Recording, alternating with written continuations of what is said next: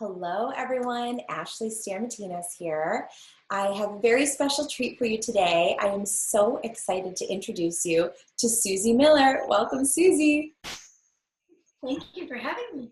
I am so excited. For those of you, well, a lot of you probably know all about Suzy because she's amazing and she is a pioneer in the field of autism. But for those of you who do not yet know about Suzy, I'm so excited to tell you all about her. So let me share with you a little bit about her before we dive into the questions. Suzy Miller is a visionary speaker, an author, a telepathic communicator, a multidimensional seer, and founder of the groundbreaking Awesomism practitioner process and everyday avatar, the Journey Back to Love series.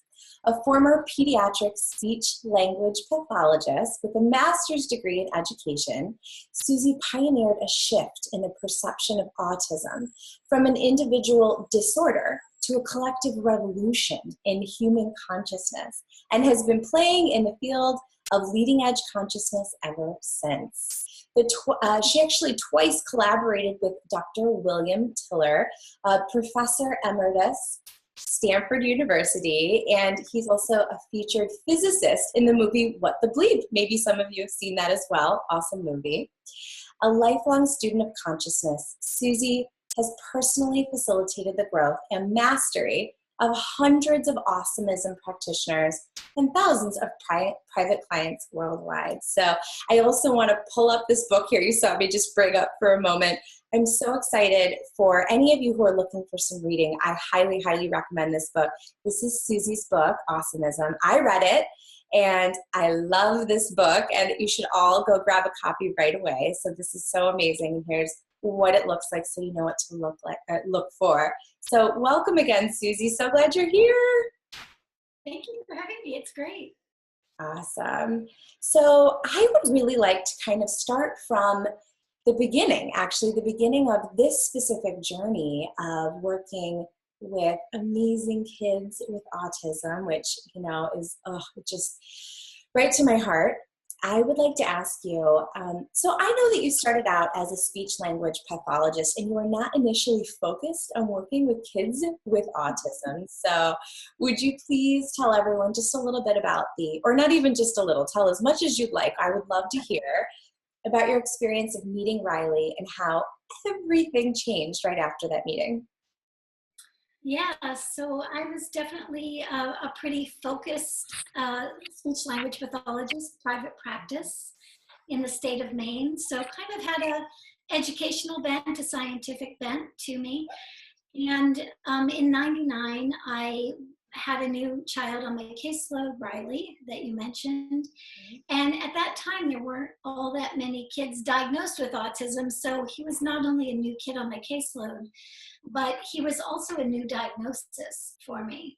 And so, back in '86, when I graduated with my master's degree, there just weren't all that many kids. So there was no real education, right, in that area. And so when I met him at his daycare center, it's basically, this, through my eyes at the time, I really was kind of thinking, this is a weird little kid. It's like he was marching back and forth and he's going, it's the millennium, it's 1999, And so, I'm just kind of going, I don't understand him, whatever. So when I met him, he literally walked right up to me and he made direct eye contact with me. And the minute he made direct eye contact with me, he said, "Master."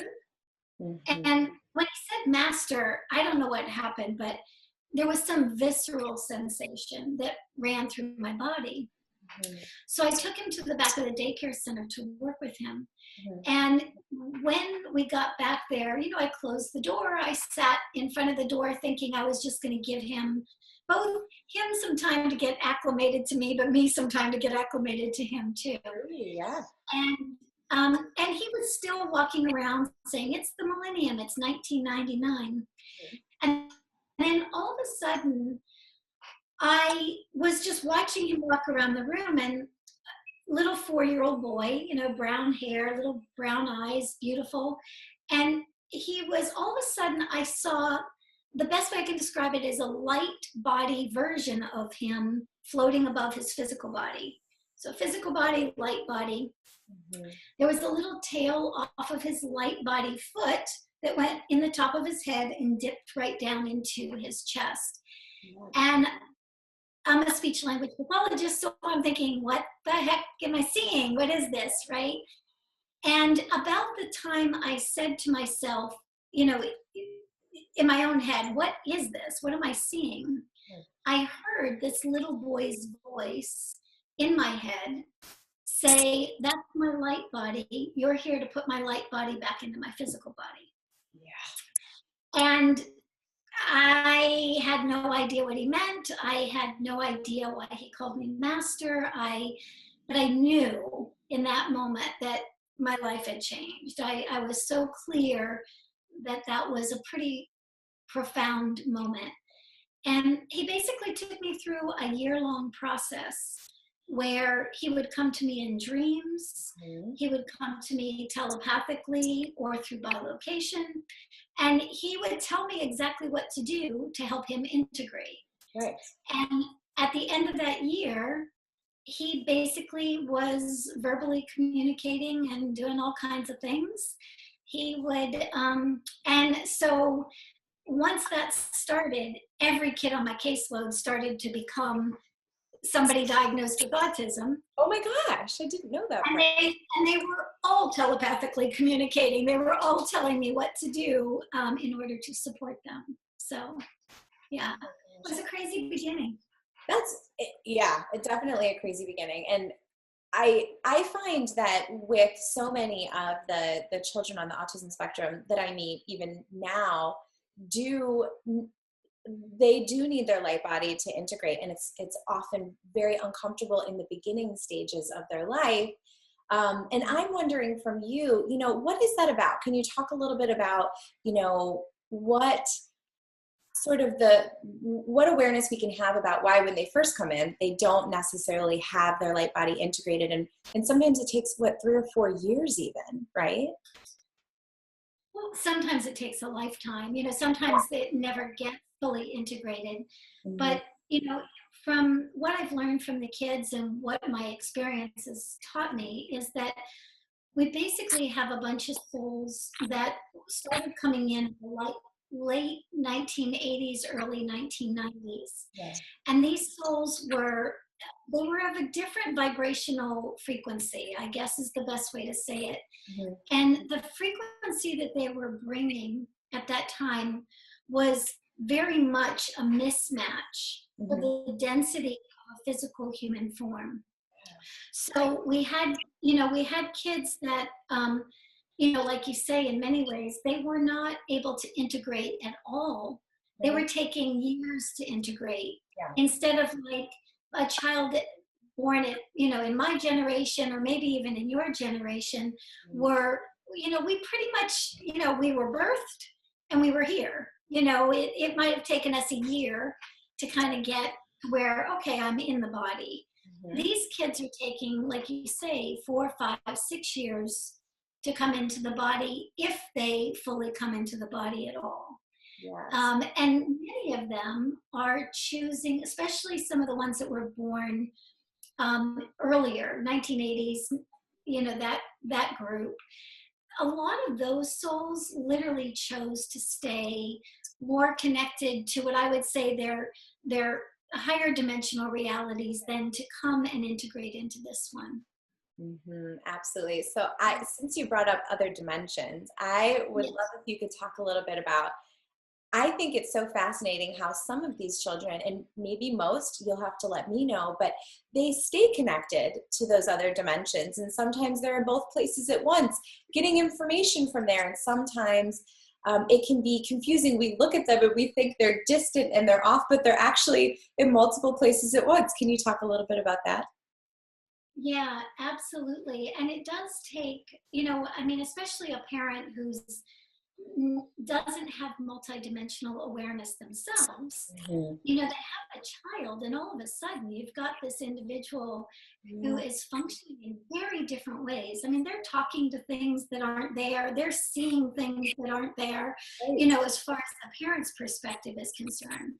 But when you look through multidimensional eyes, you can actually see what they're talking to. You can see what's there. And so it became very evident very quickly that, you know, yes, they are speaking to something else, they are learning from something else. And that when we begin to be curious about that and ask questions, instead of just assuming they're doing something that's, you know, weird or not right, we can really begin to actually start to access those dimensions, those realms, and what's available there ourselves as well. But that whole piece of, you know, if it doesn't look normal, it must not be normal, or it must not be right. It's just not true. I mean, they have access to so much, and in the last, I would say in about the last 5 years, as things like different forms of communication, spell to communicate, and things like that have come in. Now we're really beginning to understand directly from the children that, yes, indeed, they are still connected to these other dimensional realms. They have all kinds of friends and supports, and they have all kinds of interference also from those realms. But they're now, in one way or another, being able to communicate that to us, even though they may not be still verbally communicating. So, yeah, there's a lot going on there. I love that. And I love that you're sharing this with everyone, because I often run into a lot of parents who are not so aware of the multidimensional reality that we live in. And it's literally, it's polarizing looking at, you know, seeing all of these things that are going on, and then being next to a parent who is saying, you know, fall in line, do this, yes, this is right, this is no. But I'm curious, because I run into so many of those parents who aren't curious and asking questions. They're very into the polarity of right and wrong. Do any of those parents kind of come to their wits' end and come to you? How do you speak with them? How do you welcome them into this? Like, almost, you know, it's funny. I've had so many, both professionals. I've had like superintendents of whole school districts say, I so didn't want to come to you because, you know, you do that weird stuff. I didn't want to have to.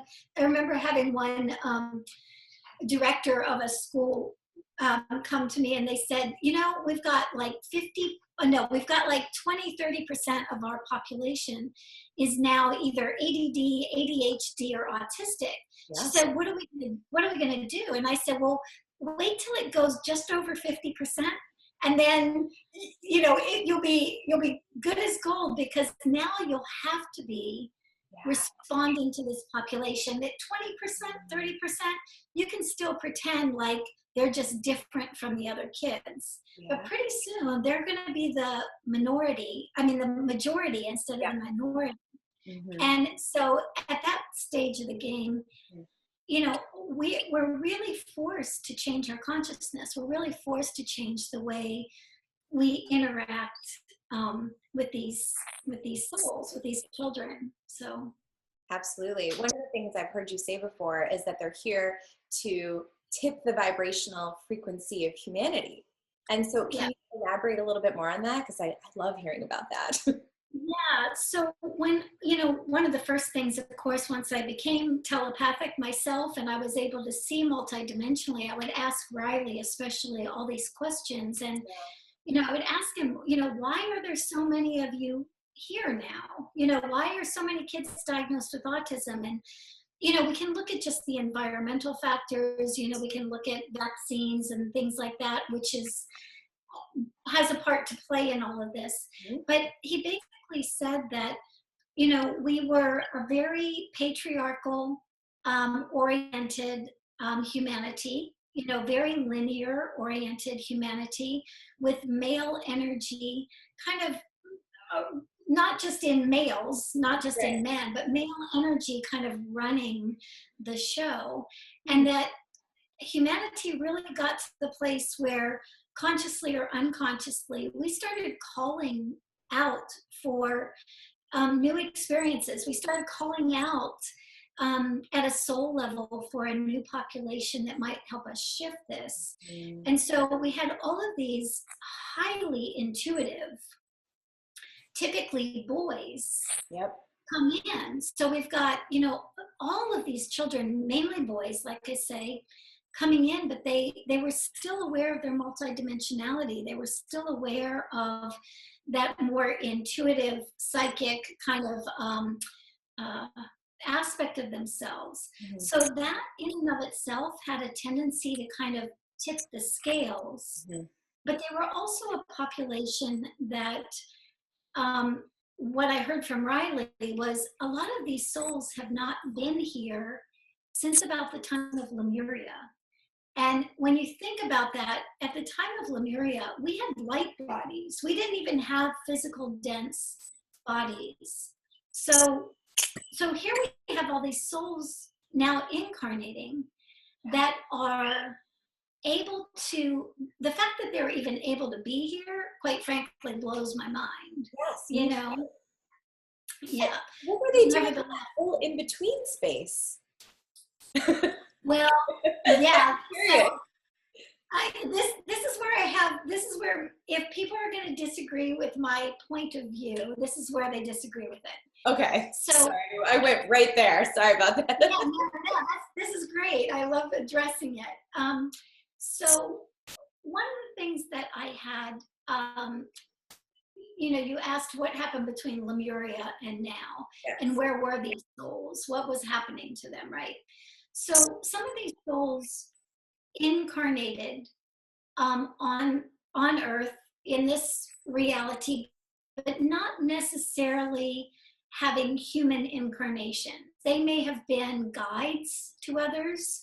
They may have come in some other form, but they did not have dense human incarnations. Now, a lot of people that work with kids diagnosed with autism, especially within the metaphysical community, will say, no, I had an energy session with somebody, and they told me that the reason my kid acts like this is because of an incarnation where they were whatever, something happened, right? And I don't want to discount that in any way, shape, or form. But what I do want to say is that most of the children that I end up working with are kind of what I would call like a master level consciousness. So Riley was masterful enough to be able to say, you know, we're going to wake you up, and we're going to wake you up really fast. Yeah. So many of the children that I end up with are in that same category. And for that reason, that population has not been here very often. Yeah. And, you know, just like many of us only come when there are times of real change, this population, or at least the ones that I work with, are no different than that. So thank you for that. That's so interesting. And I have noticed a lot of the children that it sounds so accurate what you're saying, because I look at so many of these children, and I have been thinking like, wow, my awareness is that you're from other planets and you haven't been here. And the way that you're explaining it actually sort of fills in some of the gaps, and that makes a lot of sense. So, well, you know, I mean, what I kept hearing initially that I have very rarely spoken about is the fact that, you know, if planet Earth has 12 dimensions, you know, and when I first started asking these kids, it's like, okay, if you're not from here, what reality are you from? Is it a parallel reality? Is it a different dimension? And I was hearing things like 19th dimension. Well, who knows what that means? I mean, but what I do know that means is that wasn't an earthly experience, because that's not available here. Right. And so and I've kind of delved into that a little bit more since then. But so 9 times out of 10, these kids, they just literally were not from here. And so if you had, I always give this analogy to especially kind of more parents that are just coming into this awareness about their kids. If we took a child from France and we asked them to come to the US, we would not expect them to understand our customs. We would not expect them to speak our language. We would not expect them to have the same dynamics that we do. And yet we have all of these children that are coming from other realms, other experiences, other realities. And we just expect that the minute they get here, because they are in a human body and because they look like, they belong here, that somehow they know everything that we know. And it's just not true. And so one of the first things to really get across to parents, I think, is some of the things that we need to talk to this particular population about are just some of the basics. Yes. It's like when you do that behavior, it makes me feel like this, or that behavior looks strange in this situation because we would do it this way and you're doing it that way. Something as simple as that really can change the dynamics of how a child interacts. And a lot of parents will say, well, I don't do that because I don't think they're understanding me, or they're not looking at me, or they're not present. And I'm saying to them, they are everywhere. I have watched kids over and over again, especially in schools, where the teachers are in the teacher lounge and they're having conversations about kids that are in the classroom or kids that aren't even in the building. And sure enough, the kid acts out or speaks out exactly the way that teacher feels about them, and they don't make the correlation. They just think that the kid doesn't like them or the kid is being confrontational. A lot of times, if you trace it back, it's because that's the energy coming at them. Yes. And they really do have a kind of no time, no space perspective on reality. So it's we can work with that to make that a good thing. But for many, initially, they think, oh, it's like I'm heard everywhere. Well, absolutely. And there's two things that are popping. I mean, so many more, but I'm trying to reduce it down to two things. One thing I thought was so wonderful that you were saying, and you briefly mentioned it, a lot of parents are saying, well, I feel like they're not paying attention or they're not looking at me when I'm speaking with them. So I feel like they can't hear me or they don't understand. And again, I've had so many experiences where I've been working with these children and they're facing the other way and they're playing in their beans or their sand because they're kinesthetic. And that's how they receive information, because they're moving while they receive it and they need to be touching and tactile. And, it's like they actually could surprise the heck out of you with what they're capable of. I love how you said curiosity in the beginning. It's sort of like, well, I wonder how much they are getting, and I wonder how much they could surprise me, Well, and you're talking about the kinesthetic part of things too. It's again, this population has all kinds of different skill sets that most humans haven't yet developed and or have and are simply unaware of. Okay. So, a lot of people are telepathic, but they just kind of brush it under the carpet, when something like that happens, and they write it off. But as far as the kinesthetic part of things is concerned, this population is actually in communion or in union with just about everything. So they learn by feeling, they learn by touching, they learn through those senses because there's an exchange of information. So, I mean, I've watched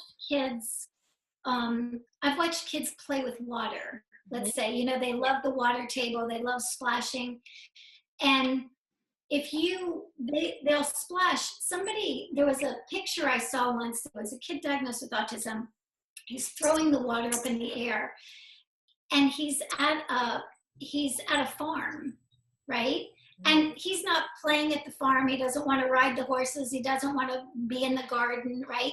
He's just playing in the water. He's throwing it up. Somebody took pictures. Okay.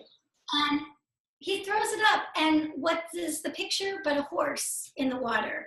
Throws up another, and it's a tree or a plant or a garden or you know, it's like, and again, it's like, how does that happen? I mean, he is communing with the element of water. And there's an older autistic woman that was talking about this too. She said she goes over to the sink and she just flips her hands in and out of the water. And she said, the water's talking to me. I'm talking to the water. But these are things that, because we don't have that sense or that skill set, we kind of just look at it and think that it's weird, right? I love that. And I love so much that you're sharing things like this with us that we might not have thought of or recognized otherwise. So that's really, really cool. And when you started talking about the water, I thought you were going to talk about how I know that you are in connection with the collective consciousness of, you know, these children and probably adults, anyone, you know, with this vibration that they're emanating. But I remember one time you talking about how they are the water, you know, they are all of these things and that communion. And so if you would touch upon that for a minute, you know, how they are so, you know, there's not separation. Right. So, you know, when we're born onto this planet, we're born onto a planet of duality. And so we immediately take on the imprinting of separation. Yes. And no matter how much we like to think that we've moved beyond that, it's like I talk to people every day that, you know, as I hear myself, you know, use those kinds of words and that kind of imprinting all the time. So we all are born into that consciousness. Mm-hmm. But part of the what's going on with these kids is, and the reason that they don't fully integrate into the body is because they're not interested in integrating into duality. They're also not interested in integrating into old family lineage patterns, you know, that become very predominant and very activated if you are integrated all the way down to, say, like the root chakra. So they're like, yeah, we'll stay from the heart up. Yeah. And we'll let you guys work through the, you know, the family lineage stuff, and we'll reflect that back to you, but we won't take it on ourselves. So, you know, so they really do come in with this more unified sense of experience, I guess is the best way to say it. And once we understand that, we can teach parents and professionals to use that to their benefit, to the professional's benefit, and actually to the child's benefit too, because if you're wanting, for instance, to help a child be present and accounted for in a classroom, guess what you need to do? It's like you need to be present and accounted for in the classroom, because they're always watching the energetics of things. They're always sensing and feeling the energetics of things. So, and this is especially true with their parents because of the biological connection. So anytime a parent says to me, I want this child to change that behavior, we always look and see where that behavior might be a reflection of something that might be going on for the parent. Maybe the child is showing like anxiety and stress and fear. Okay, mom, dad, where are you experiencing anxiety, stress, and fear? Probably just from having a kid diagnosed with autism. But when we start working with the parent to reduce the anxiety, stress, and fear, guess what happens? it reduces in the child. Always. Yeah. I've always seen. Always. Yeah. Yeah. Yeah. Yeah. So even things like somebody thought I was joking at one point, and I had a lot of questions about medication, Yeah. for these kids. And I was talking to somebody once about homeopathy Mhm. and different protocols for kids diagnosed with autism. And I said, I've talked to a lot of homeopaths, and I said, please treat, it's not a joke, please treat the parents. Yeah. Please treat the parents first.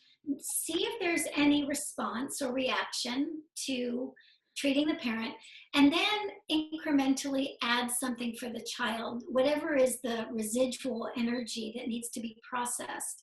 Because that's the other thing that I was hearing over and over again. Like, so much of the information that is reflected back to these kids Mhm. is simply that, a reflection. They're not coming with a lot of their own baggage, but man, are they really good at reflecting Yeah. a lineage pattern, Mhm. right? And if we understand that, we don't take it personally. We don't think that we're bad parents or anything like that because of that. We simply use what will actually work for them Mm. in this way. If we understand it all works pretty beautifully. That's why I love getting parents of kids that are like 2 or 3, because you can change the whole So much. dynamic. There's early intervention. Yeah. That. Oh my gosh. Yeah. Uh, Yeah, and this early intervention, especially when there's a real conscious awareness about who their child is and how they actually function versus how most people think that they might function. So, Yeah, there's a lot of misconception, absolutely. But I think you're doing such an amazing job of increasing so much awareness around what's possible and what's really going on, just a very, very different perspective. And so I'm so grateful that you're doing this. I am so excited about what's to come. And I know that we don't really have much time left, but one thing I really wanted to talk to you a little bit about that is such a commonality or a common thread or theme within your whole business is telepathy.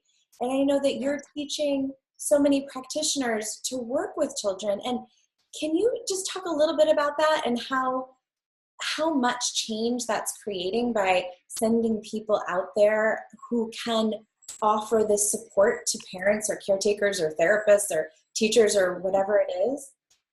yeah, I think there's two things. There's the telepathy part of things, and then there's also, I think my background as a speech language pathologist makes me a little bit more focused on the professional aspect of how we interact telepathically, because it's one thing to be telepathic and get all kinds of information from the kids. It's another thing to deliver it in a way that is professional, that can be understood, that's not scary to the parent. And so awesomism and the practitioner process really looks at those two things hand in hand. I like that. Because you hear people all the time say, well, I was a daycare provider and I was receiving these kind of messages, and I went and I just told the parent that I was receiving these messages and I got fired, and the parent got mad. And I go, well, you should have gotten fired, and they should have gotten mad because they didn't ask. It's like, so I think that, what we talk about with the practitioners all the time is, if your telepathy is about you demonstrating a skill set that other people don't know that they have yet, if it's just about that, then this probably isn't the process for you. But if you're wanting to use telepathy as a bridge between those worlds and the worlds of many of the parents, then there is a way to do it very professionally, where the information can be proven. When you give people very specific information at the place where they can actually hear it, and they apply that, all of a sudden they kind of go, oh my gosh, that was right, that worked. And the other thing is like right now, there's a neuroscientist, Dr. Diane Powell, she's actually testing children diagnosed with autism, and finding that indeed they are highly telepathic. So I mean, this is like scientific research now, so it's not even any longer that it's just some kind of fun parlor trick, that to be telepathic. It's that awareness is coming more and more into the collective human consciousness. Yes. And it's, we've, I think maybe 280 or something practitioners in about 16 or 17 different countries. And so it doesn't matter where you come from. It doesn't matter. Quite frankly, like I said earlier, we're all telepathic. It's just that some of us have honed that skill, just like some of us have honed our tennis skills. It's like we hone that skill, and we trust it, and we get better at it. And if we offer it in a professional way, what I've noticed is the collective consciousness of the children is more than happy to give us more and more information that we might not otherwise consider possible. And this work that you're teaching your practitioners to do, it's not just for nonverbal children, right? Oh no, there's what I learned from Riley and so many of the kids, and I work with adults who have all kinds of energetic awareness and sensitivities and are integrating all kinds of amazing things. But what I'm absolutely 100% on is that for everybody, there's a higher part of us that knows how to support the parts of us that are struggling. There's a higher part that understands how to support the part, or the lower part, let's say. And when we really begin to listen to that in any child, in any adult, even within ourselves, and really apply it, what we begin to find out is that, we always have the help we need.